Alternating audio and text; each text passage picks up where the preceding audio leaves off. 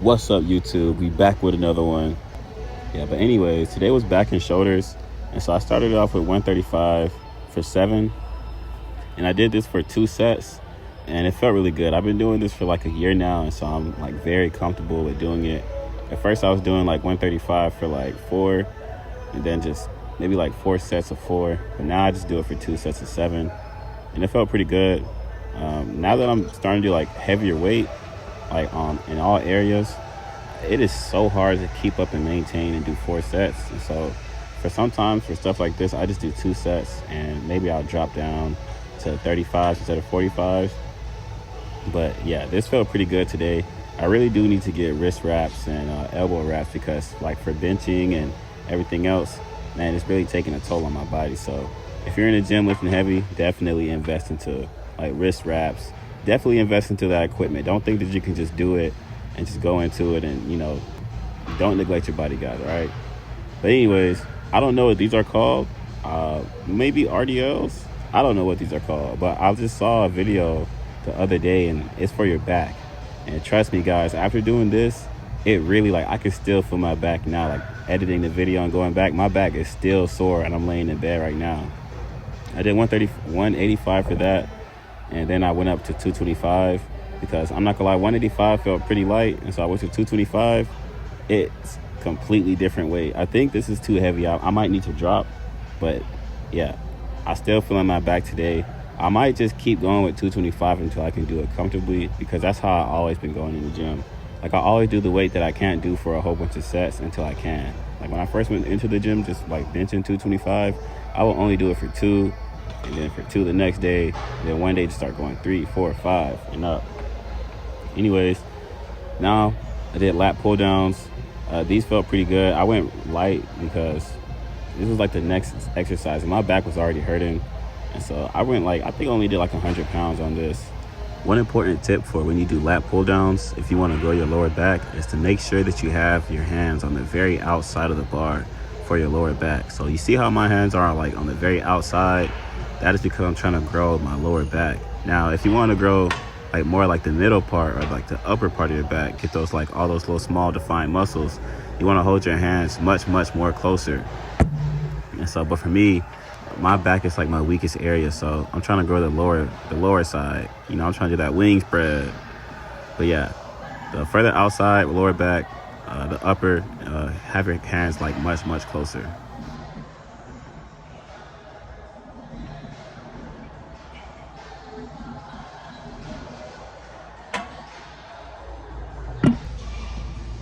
All right, so next were these things, which I really don't know what these are called, but when you do them, make sure that you have that grip that I have. It's like a close grip thing. Don't get the wide one. Your gym should have them. Get the close one. But yeah, I don't know what these are called, but every time I see people do these, they always lean forward, which that's fine. But if you really want to grow your back, and you really want to get that soreness the next day, you really want to feel it, make sure that you have your back straight. And don't have your arms flared out. Make sure your elbows are tucked inward. So see how my arms, watch this when I pull down. You see how my arms are going like straight down, and they're not flared out, and they're tucked in? You want your arms to be like that every time, so you can really get that squeeze in your back. And that, like, if your arms are more flared out, you'll be really getting the squeeze, like maybe like in your traps and in your arms. When your arms are low and tucked back like mine are, it's when like you really start to grow your back.